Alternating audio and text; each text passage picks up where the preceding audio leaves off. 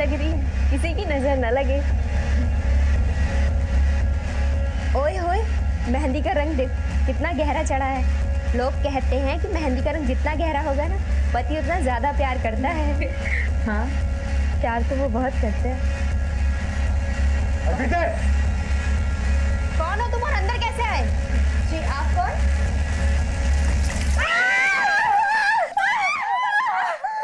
Madam, आपका काम हो गया है, सारे पैसे।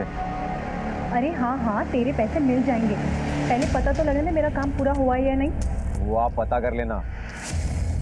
क्या क्या हुआ उसे? अरे पर कैसे? तो कहाँ लेकर गए, किस अस्पताल में? अच्छा अच्छा, हम आते। कमल, कमल बीबी जी आई। छेती नीचे आ। क्या हुआ बीजी, आप परेशान क्यों लग रहे हो? अरे फोन आया है पार्लर में, अपने हरप्रीत को कुछ हो गया है, उसे अस्पताल लेकर गए। चल कर हुआ क्या बीजी? अरे झाँक के देख।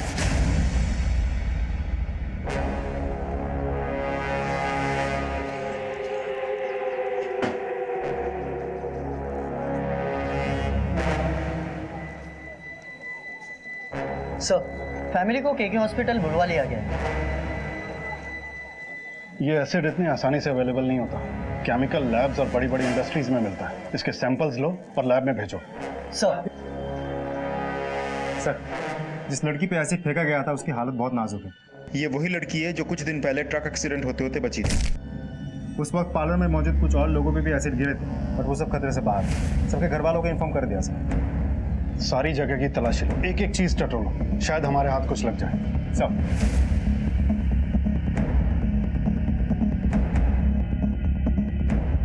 सर जी, मैं दुकान खोलने जा ही रहा था कि तभी मैंने अंदर से एक चीख सुनी। मैंने लगा कोई टोक वोक लगा होगा, तभी मैंने देखा एक लड़का भागता हुआ दिखाई दिया। जब तक मैं बाहर आया वो वैन में बैठ के भाग गए थे। आपने वैन का नंबर देखा? नहीं सर, वो कि मैं नंबर नहीं देख पाया। और किसी ने कुछ देखा? नहीं सर, सब कुछ इतना अचानक से हुआ, किसी ने ध्यान नहीं दिया। और इससे पहले कि आसपास के लोग देखते और रिएक्ट करते वो भाग चुका था। इस पार्लर में सीसीटीवी है? सर, इस पार्लर में तो सीसीटीवी कैमरा नहीं है, लेकिन आसपास की दुकान के फुटेजेस हम चेक कर रहे हैं, इन केस कुछ मिल जाए। सर, अंदर ये लेटर मिला है। जब हमारी शादी हो चुकी थी तो तू किसी और नाल शादी कैसे कर सकती है? जे तू मेरी नहीं हो सकती तो मैं तेनू किसी और की भी होने नहीं दूंगा। मैं तेनू मार के अपनी भी जान ले लूंगा। विशाल गर्ग।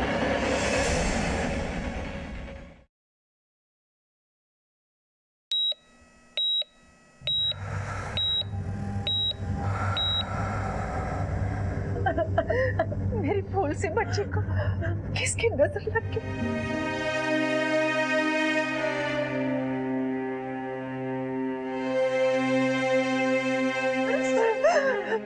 डॉक्टर साहब, डॉक्टर साहब, मेरी बच्ची को बचा लीजिए। उसे कितना दर्द हो रहा होगा। आज तो उसकी शादी है, वो बच्चा है कि ना डॉक्टर साहब? बहन जी, हम पूरी कोशिश कर रहे हैं, भगवान पर भरोसा रखें।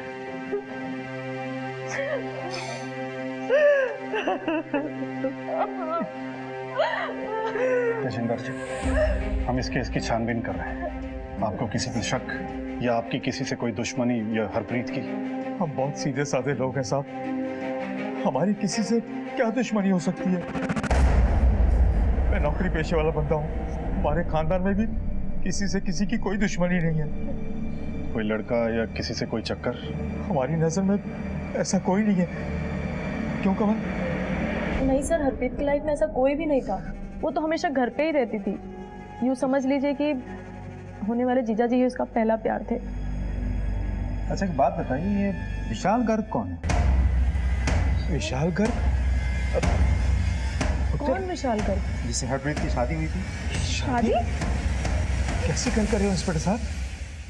उसकी शादी तो सर्वजीत के साथ हो रही थी। ये विशाल गर्ग कौन? हमें पार्लर से ये नोट मिला है जिसमें लिखा है, जब हमारी शादी हो चुकी थी तो तू फिर किसी और से कैसे शादी कर सकती है? जे तू मेरी नहीं हो सकती तो मैं तेनू किसी और दे भी नहीं होने दूंगा। मैं तेनू मार के अपनी जान ले लूंगा। विशाल गर्ग। नहीं सर, हरप्रीत की लाइफ में ऐसा कोई भी नहीं था। और ये नाम भी हमने पहली बार सुना। उसकी तो शादी होने वाली थी सरबजीत से। बहुत अच्छी फैमिली है, ब्याह का सारा खर्चा वही उठा रहे थे। डॉली बहन जी ने ही रिश्ता करवाया था। ये डॉली कौन है? हमारी बिरादरी की है, रिश्ते करवाती है। उसका पता मिलेगा? जी हाँ। आप ही ने हरप्रीत का रिश्ता तय कराया था ना?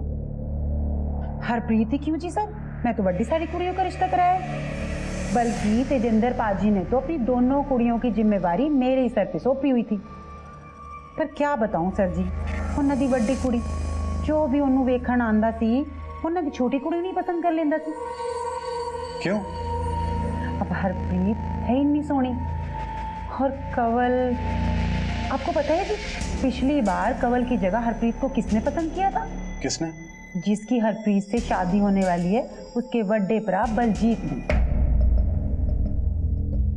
क्या मतलब? मतलब यही जी, कंवल का रिश्ता होने वाला था बलजीत से, लेकिन बलजीत ने हरप्रीत को देख लिया और बस उससे भी आके जिद करने लगा।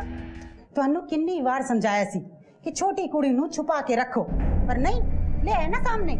अब उन लोगों की समझ में तो वही आ गई ना। अब रसगुल्ला दिखा के करेला खाने को कहोगे तो कौन खाएगा? समझते तो हो नहीं तुम लोग मेरी बात। पर अब क्या करें? मेरी मानो तो हरप्रीत का ब्याह करा देते हैं उस घर में। घर भी बड़ा अच्छा है, और बड़ी कुड़ी का क्या है, उसके लिए तो मैं मुंडा ढूंढ ही लूंगी ना। नहीं बहन जी नहीं, ये नहीं हो सकता। और बड़ी बहन के रहते छोटी का ब्याह कैसे कर सकते हैं? और लोग क्या कहेंगे? ऐसा किया तो कंवल के लिए रिश्ता ढूंढना मुश्किल हो जाएगा। अब सोचते रहो लोगों के बारे में, जो मर्जी करो।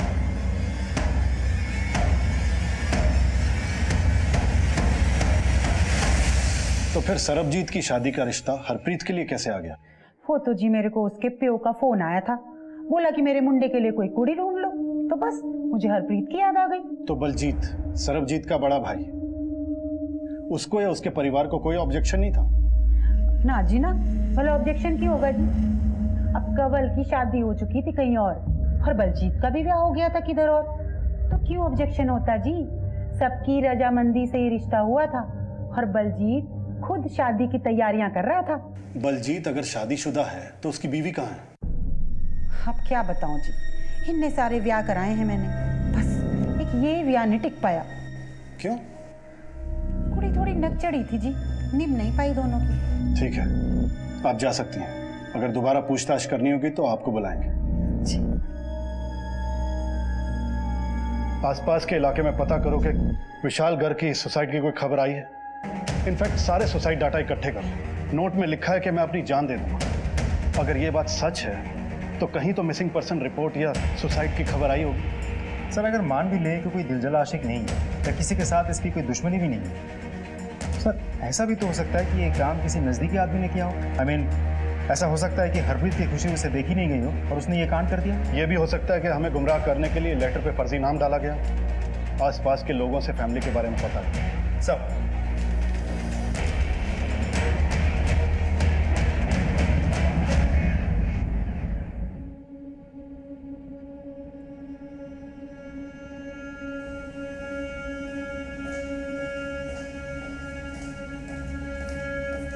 कंवल दीदी ने तुम्हारे नाल ये लेटर भेजा है। अरे छोड़ अपनी दीदी को, मुझे तो तुझसे दोस्ती करनी है, इसलिए कंवल को अपना रास्ता बनाया। मुझे उसमें कोई इंटरेस्ट नहीं।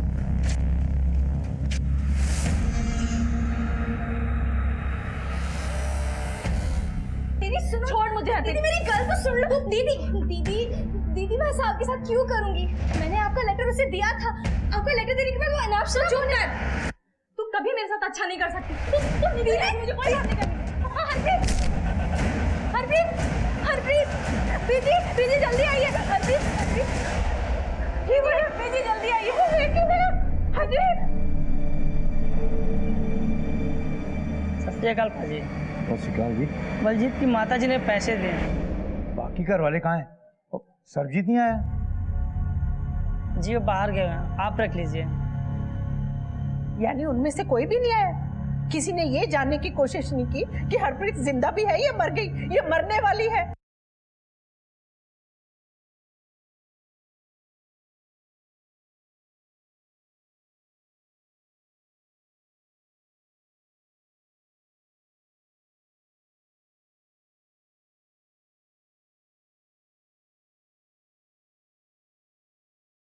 भलाई के लिए जोड़ा था तो ये तबाही कौन मचा गया? डॉक्टर साहब, हरप्रीत।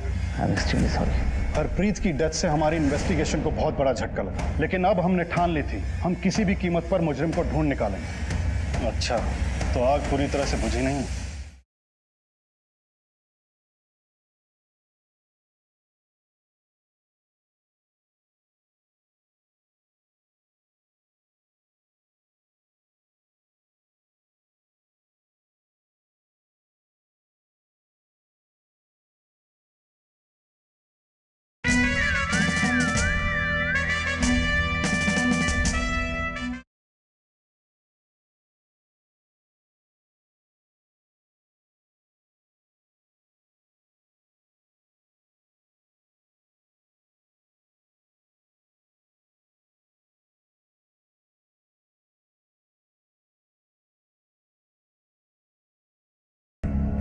और ये क्या, पैसे भिजवा दिए भीख में? ले जाओ, नहीं चाहिए उनकी भीख, दबाओ जाओ यहाँ से।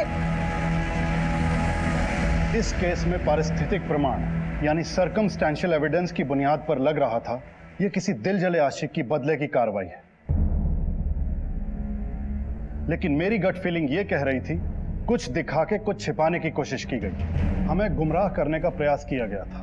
इसलिए हमने तफ्तीश के दायरे को कभी सीमित नहीं किया, कोई भी पॉसिबिलिटी रूल आउट नहीं की। फिलहाल हरप्रीत से बयान मिलने की कोई उम्मीद नहीं थी। ऐसे में इस केस को समझने के लिए आउट ऑफ द बॉक्स वाली सोच की जरूरत थी। हमने हाथ में आई हर लीड को फॉलो किया। हरप्रीत का किसी के साथ कोई चक्कर नहीं साहब। हरप्रीत तो एक सीधी सादी और शरीफ कुड़ी है। क्या बताए साहब, हरप्रीत सुंदर है और कंवल सावली है। इसी बात को लेकर दोनों में अक्सर झगड़ा होता रहे। ओके। Hello doctor. यस। क्या रिपोर्ट है हरप्रीत की? 70% बर्न्स हैं, फिलहाल कुछ नहीं बोल सकते।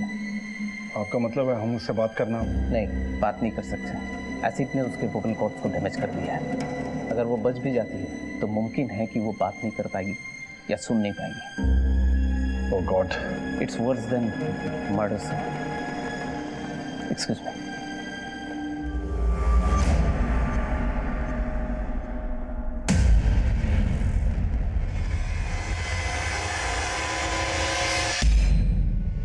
हम ये जानना चाहते हैं कि हाल फिलहाल में कोई हरप्रीत के लिए रिश्ता आया था? किसी से कोई दुश्मनी या कोई अपना जो इस रिश्ते के खिलाफ था? कोई मिलने आया था या किसी ने कुछ कहा था? जी नहीं, कोई रिश्ता नहीं आया था और कोई मिलने भी नहीं आया था। पर हाँ, अब एक फोन आया था। हेलो। सुना है आपकी बेटी की शादी सरबजीत से होने वाली है? हाँ जी, कौन बोल रहे हैं? मैंने तो सिर्फ इतना बताने के लिए फोन किया था कि जिस लड़के के साथ आपकी बेटी की शादी तय हुई है उसके कैरेक्टर के बारे में आपको कुछ पता है भी या नहीं? अरे एक नंबर का लड़कीबाज है, गंदी गंदी गलियों में घूमता है रात भर। वैसे तो डॉली बहन जी ने जांच पड़ताल करके देख परख के ये रिश्ता किया था। हमने सोचा कोई मारे जलन के हमें भड़का रहा है तो हमने उस फोन की तरफ ध्यान नहीं दिया। कौन हो सकता है? हम क्या जाने साहब, पता नहीं किसकी नजर लग गई।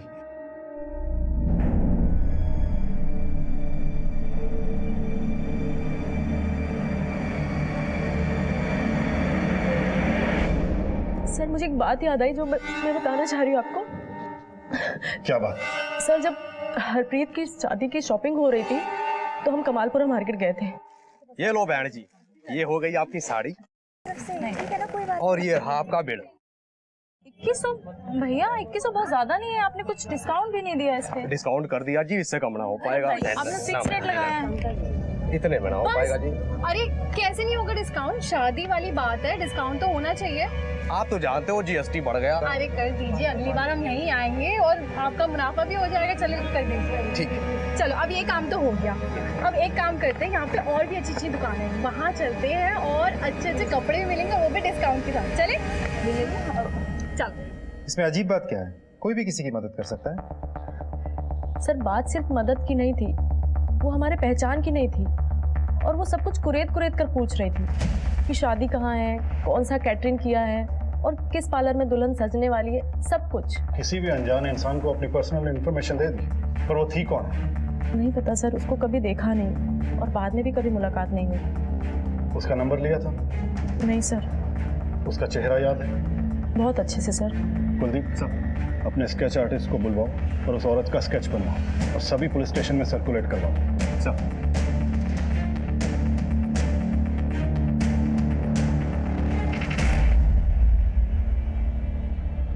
उस औरत ने इन लड़कियों से सारी अहम इंफॉर्मेशन निकाल ली। वो हमारे पहचान की नहीं थी और वो सब कुछ कुरेद कुरेद कर पूछ रही थी।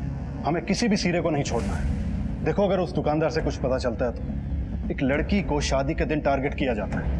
अर्पिता जी, आप कौन?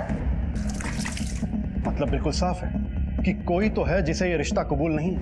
लेकिन सर देखा जाए तो कोई आशिकी का एंगल भी तो सामने नहीं आया। हो सकता है किसी ने आशिकी के एंगल में अपने काम को अंजाम दिया।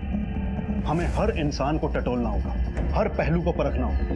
हरप्रीत की शादी जिस घर में होने जा रही थी उन्हें भी टटोलना होगा। साहब,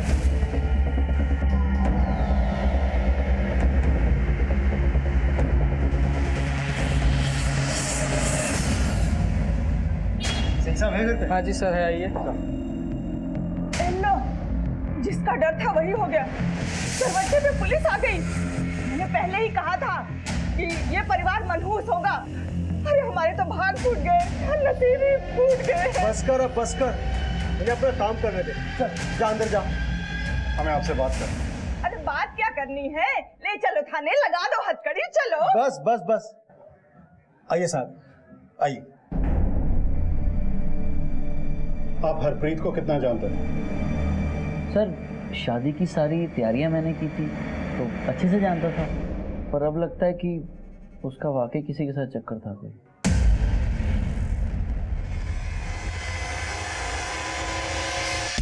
क्या मतलब?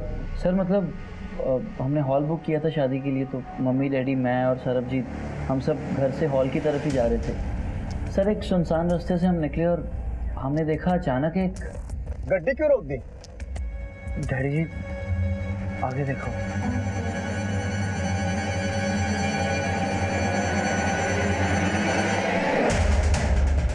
वो चल यार, जा यार गड्डी।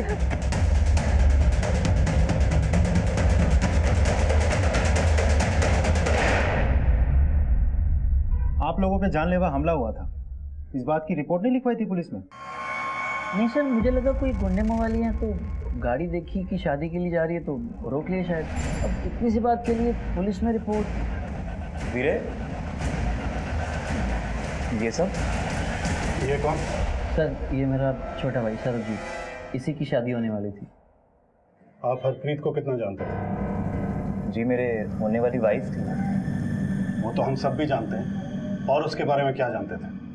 मैं समझा नहीं, आप जानना क्या चाहते हैं? प्यार करते थे उससे? जी 4-5 बार मिले थे, तो इतने में प्यार तो नहीं हो सकता। तो फिर किससे प्यार करते थे? मालिनी से? जी हमने तुम्हारा सारा पास्ट प्रेजेंट खंगाला है। तुम्हारा मालिनी के साथ अफेयर है, ये हमें पता है। मालिनी से तुम अब भी प्यार करते हो ना? जी मैं, आप कहना क्या? तो फिर हरप्रीत से शादी करने के लिए हाँ क्यों की? बाबूजी और बलजीत पाजी के दबाव में आ गए। इनको मालिनी अच्छी नहीं लगती थी तो। और मालिनी के बारे में तुम्हें क्या लगता है? जी वो अच्छी है, लेकिन उसके और आपके बीच में हरप्रीत थी ना, इसलिए उसने या तुमने हरप्रीत को मरवाने की कोशिश की और उस पर एसिड फेंकवा दिया। जी मैं भला ऐसा क्यों करूँगा, और मालिनी ऐसा कर ही नहीं सकती। बड़ा यकीन है उस पर? सर हमारा रिलेशन 2 साल से, मैं उसको अच्छे से जानता हूँ और वो ऐसा नहीं कर सकती। और अब हमारे बीच में कुछ रहा ही नहीं तो वो क्यों करेगी? आप खामखा गड़े मुर्दे उखाड़ रहे हैं इस तरह का। प्यार किसी और से और शादी किसी और से। तुमने मालिनी को तो क्लीन चिट दे दी, अब देखना यह है कि उसकी तुम्हारे बारे में क्या राय है। उसका फोन नंबर? सर सरबजीत और मेरी फैमिली की हैसियत में बहुत फ़र्क है। हम दोनों को ही पता था कि वो मुझे कभी एक्सेप्ट नहीं करेंगे, इसलिए मैंने खुद ही अपना रास्ता बदल दिया। अब ना तो मुझे सरबजीत में इंटरेस्ट है, ना ही उससे कोई लेना देना है। ठीक है, लेकिन शहर छोड़ के मत जाना। अगर दोबारा पूछताछ के लिए बुलाएंगे तो आना होगा। Okay sir. जा सकते हैं। देखिए पानी सर से ऊपर चढ़ गया है, मुझे मेरे पैसे चाहिए। धमकी ना दे, समझा? अरे पैसे मिल जाएंगे, तू थोड़ा सब्र कर। लेकिन जल्दी।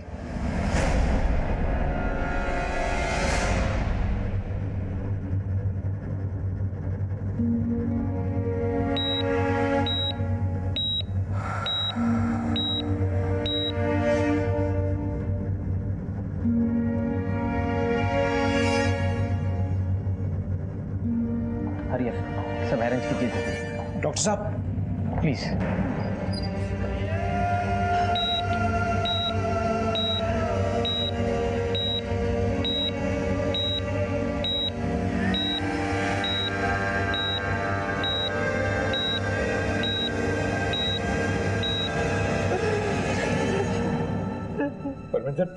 बाबूजी हौसला रखूंगी।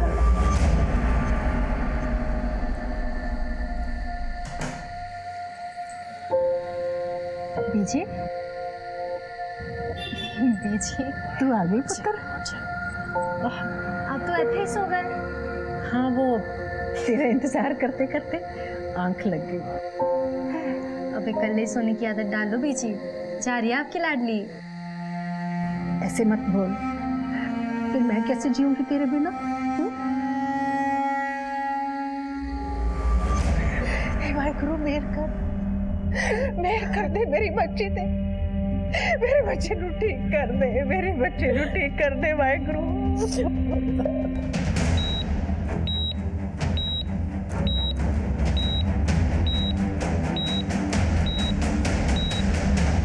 सर, स्केच को मार्केट में दिखाया, स्केच को दिखा के कई दुकानदारों से पूछताछ की, लेकिन सबने मना कर दिया। सबका कहना है कि दिन भर में इतने ग्राहक आते हैं, चेहरा किसको याद रहे। वहाँ कोई सीसीटीवी फुटेज है? नहीं सर, कोई कैमरा नहीं, कोई फुटेज नहीं। ये केस बहुत उलझता जा रहा है कुलदीप।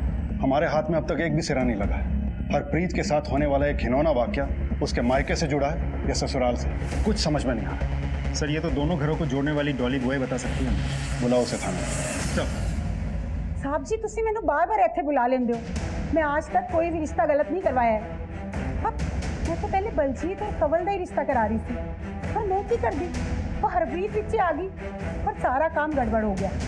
इतने बीच मेरी की गलती है जी? मैं तो उनकी भलाई के वास्ते उनका रिश्ता जोड़ रही थी ना। अगर भलाई के लिए जोड़ा था तो ये तबाही कौन मचा गया? देखो तुम्हारा बहुत लोगों से मिलना जुलना है, अगर कुछ भी पता हो तो बता दो। रब दी सौजी मैनू कुछ भी नहीं पता। हाँ ये सच है कि मैं जलती थी हरप्रीत से, और तो और मेरे माँ बाप भी मुझसे ज़्यादा प्यार हरप्रीत को करते थे, और जिस किसी लड़के को मैं पसंद करती थी वो हरप्रीत का दीवाना हो जाता था। हर बार हरप्रीत की खूबसूरती मेरे जख्मों में नमक मल देती थी। सरबजीत के भाई बलजीत से रिश्ते की क्या कहानी है? बलजीत और मेरे रिश्ते की बात चल रही थी, लेकिन बलजीत को भी हरप्रीत पसंद आई। बाबूजी ने इस रिश्ते के लिए मना कर दिया, फिर उसने कहीं और शादी कर ली और मेरी भी शादी हो गई। और जब सरबजीत के लिए हरप्रीत का रिश्ता दोबारा आया तो तुम सहन नहीं कर पाई और अपने अंदर पनप रही सारी नफरत को एक ही बार में उछाल दिया। क्यों? नहीं सर, मैंने ऐसा कुछ भी नहीं किया।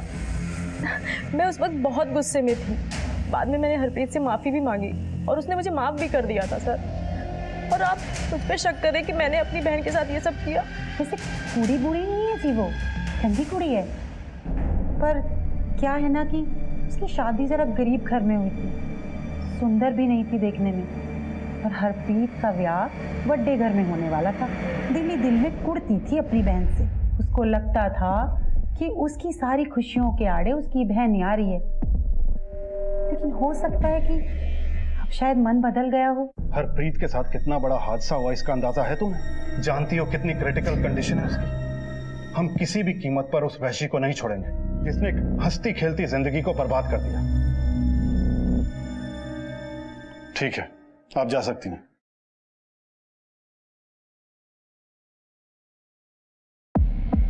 सर, किसी का मोटिव ही समझ में नहीं आ रहा। लेकिन कुलदीप, मोटिव तो सरबजीत के पास भी और बलजीत के पास भी, लेकिन ये किया किसने है? इन तीनों में से किसी ने, कोई और ही है। दोनों फैमिलीज और जितने भी लोग इस केस में डायरेक्टली और इनडायरेक्टली इन्वॉल्व हैं, सबके कॉल रिकॉर्ड्स निकलवाओ। किसने किससे बात की, कितनी देर बात की, मुझे सारी डिटेल्स चाहिए और सब पे नजर रखो। सर,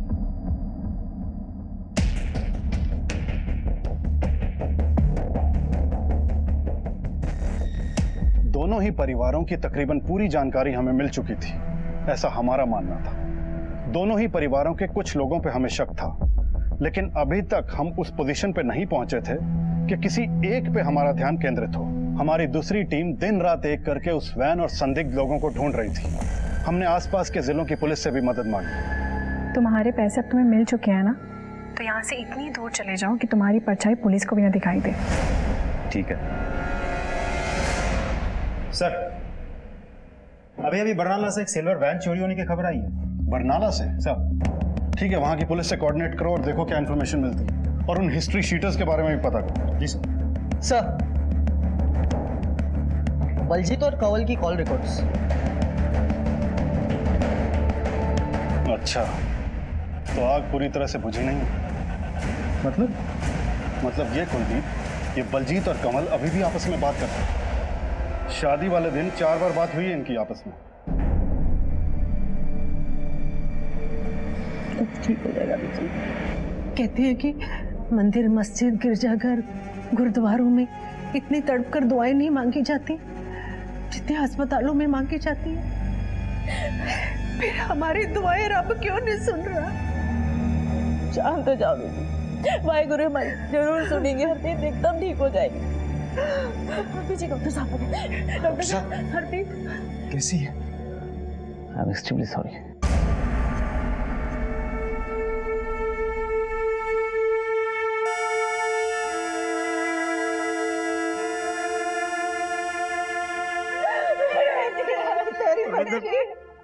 मुझे मेरी बच्ची के बारे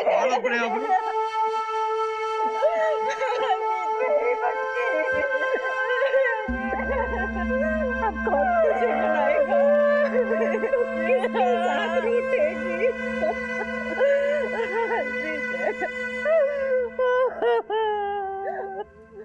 हरप्रीत, मैनू माफ कर देना।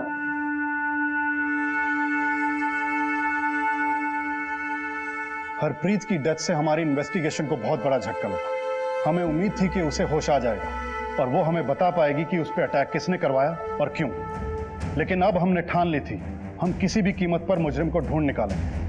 हम और हमारी टीम दिन रात इन्वेस्टिगेशन में जुट गए। सर, मैं मानता हूँ कि मैंने कंवल को काफ़ी सारे फ़ोन किए, क्योंकि शादी की सारी तैयारियाँ, सारे अरेंजमेंट्स मैं ही कर रहा था। और हरप्रीत कितने बजे पार्लर जाएगी, कैसे जाएगी, उसे कौन सी गाड़ी लेने आएगी, ये सब मैं ही डिसाइड कर रहा था। मगर 4 कॉल्स करने की क्या ज़रूरत आन पड़ी थी?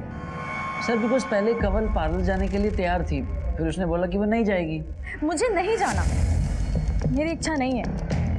ये सारी तैयारियां, रस्में, कपड़े, पार्लर, ये सब चीज़ मेरे लिए भी तो हो सकता था ना, लेकिन तुमने शादी से मना कर दिया। कहाँ वो सब पुरानी बातें हैं, हम सबको क्यों दोहरा रहे हैं? अभी मेरे भाई और तुम्हारी बहन की शादी हो रही है, और वो हमेशा खुशी खुशी ज़िंदगी गुजारेंगे, और मैं लोअर मिडिल क्लास।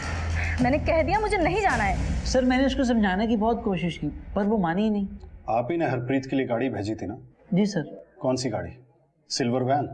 जी नहीं, वो सर, आप मुझसे क्रिमिनल्स की तरह क्यों पूछताछ कर रहे हैं? क्रिमिनल शब्द का इस्तेमाल ना करें, कहीं आपके लिए इस शब्द का इस्तेमाल हमें ना करना पड़े। सर, जिन हिस्ट्री शीटर्स की हमें तलाश थी उनमें से एक सुरजीत है। सुरजीत ने बरनाला से गाड़ी चुराई थी और कल उसे के हॉस्पिटल के पास देखा गया था। Good job Pratap. कहाँ है वो अब? सर, करतारपुर के कच्ची बस्ती में। कुलदीप, दोनों को उठाओ। सर।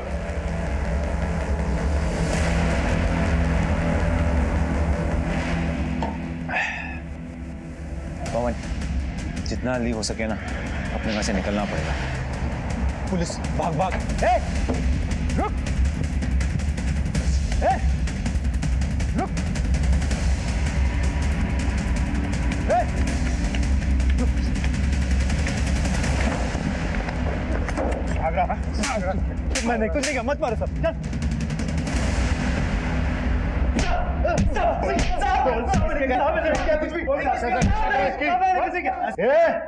एक लड़की का कत्ल हुआ है, या तो सीधे सीधे बता दे, वरना इतना मारूंगा ना, ना तो ठीक से बैठ पाएगा और ना ठीक से खड़ा हो पाएगा, समझा? सब बताता हूँ। मुझे फोन आया था, एक औरत थी साहब, उसने बोला एसिड फेंकने के लिए उस लड़की पे। किस नंबर से फोन आया था? किस नंबर से फोन आया था? उसका नंबर मेरे मोबाइल में है। कुलदीप, सर, इससे नंबर लो और अपने डाटा में चेक करो, सर, और अच्छे से सेवा करो इसकी। सर, नहीं सर, सर, ये नंबर तो बलजीत के नाम पे रजिस्टर्ड है। तेरे इस नंबर से हत्यारों को फोन किया गया था। अब सच बता दे, क्यों फोन किया था?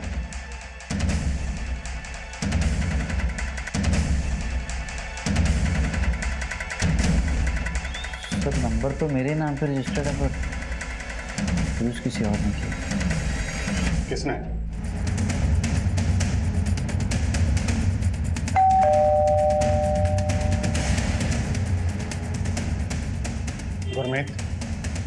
जी बोलिए। कौन है पुत्र? बेबे पुलिस। नवजोत चड्ढा, हरप्रीत पर एसिड फेंकने की साजिश और उसकी मौत के जुर्म में आप दोनों को गिरफ्तार किया जाता है।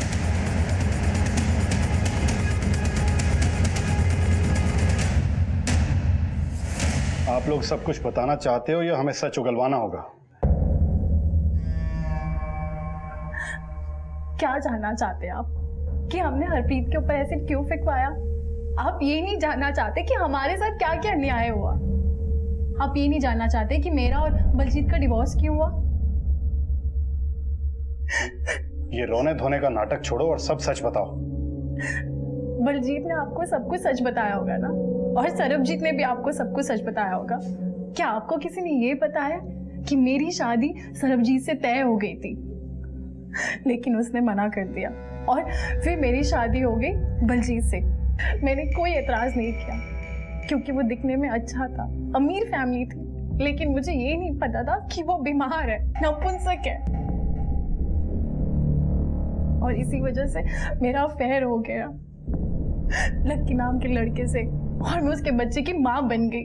और अपना ये पाप छुपाने के लिए मैं IVF के लिए गई और मैंने बलजीत को झूठ बोला कि ये उसका बच्चा है, और उसने सच भी मान लिया इस बात को। फिर पता नहीं वो मेरे घर कैसे आ धमका। तुम्हें डिवोर्स चाहिए ना, भाड़ में जा। बच्चे को तो मैं लेके ही जाऊंगा। ये तुम्हारा बच्चा नहीं है। और वो IVF? वो सब झूठ था। जब हम IVF के लिए गए थे तब मैं ऑलरेडी प्रेग्नेंट थी और वो बच्चा लक्की का था, तुम्हारा नहीं, समझे? पर तब मैं श्योर नहीं थी कि लक्की उसे एक्सेप्ट करेगा या नहीं, पर अब लक्की तैयार हो गई तो मुझे तुम्हारी कोई जरूरत नहीं। निकल जाओ यहाँ से।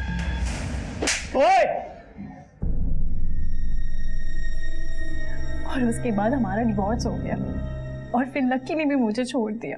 वो अपनी बीवी के पास चला गया लंदन, लेकिन वहाँ से मुझे खर्चा भेजता रहा। फिर एक दिन मैंने बलजीत की ID चेक की और जो मैंने ही बनाई थी, उसका पासवर्ड मैंने बनाया था। मैंने चेक किया कि सरबजीत की शादी होने जा रही है। मैंने रेगुलरली ईमेल चेक करना शुरू किया। उनके घर पे आती खुशी मुझसे बर्दाश्त नहीं हो रही थी। पहले ऐसे इंसान से शादी करती जो नपुंसक था, और फिर मैं ऐसे इंसान के बच्चे की माँ बन गई जिसने मुझे रखेल बना के रख दिया था। और इस सब में वो भी इंसान था जिससे मैं शादी करना चाहती थी, उसकी शादी हो रही थी और मुझसे ये सब बर्दाश्त नहीं हो रहा था।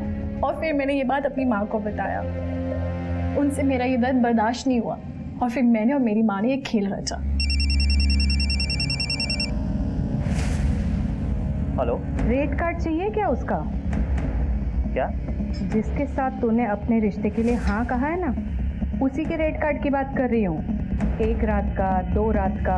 तुम्हारा ईमेल चेक कर लो, सब पता चल जाएगा। सरबजीत जब शादी से पीछे नहीं हटा तो हरप्रीत के घर पे मैंने फोन किया। हेलो, सुना है आपकी बेटी की शादी सरबजीत से होने वाली है। हाँ जी, कौन बोल रहे हैं? वेल विशर ही समझे। मैंने तो सिर्फ इतना बताने के लिए फोन किया था कि जिस लड़के के साथ आपकी बेटी की शादी तय हुई है उसके कैरेक्टर के बारे में आपको कुछ पता है भी या नहीं? अरे 1 नंबर का लड़की बाज है, गंदी गंदी गलियों में घूमता है रात भर।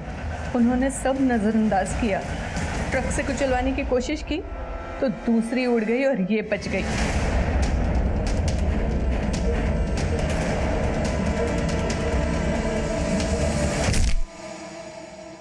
फिर मैंने गुंडे भेजे ताकि मार मार के लड़के वालों की टांगे तोड़ दें और ये दिखाएंगे कि लड़की के किसी आशिक ने ये काम किया है। फिर भी वो बच निकली। अब इस सब के बाद मेरे पास कोई और रास्ता नहीं था। जो लड़की मेरी जगह ले रही थी, मुझे उसको इतना बदसूरत बनाना था कि लोग उस पर थूके।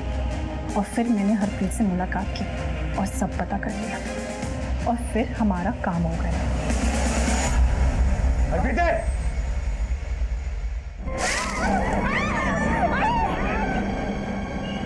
हेलो मैडम, आपका काम हो गया है। 3.5 पैसे। अरे हाँ हाँ, तेरे पैसे मिल जाएंगे। पहले पता तो लगने दे मेरा काम पूरा हुआ या नहीं। मेरे साथ जो नाइंसाफी हुई थी, मुझे उसका बदला लेना था, सो मैंने ले लिया। एक घटिया सोच के चक्रव्यूह में तुम लोग इतने स्वार्थी हो गए थे कि एक निर्दोष लड़की की हत्या कर दी। तुम्हारे इस जुर्म के लिए तो फांसी की सजा भी छोटी है।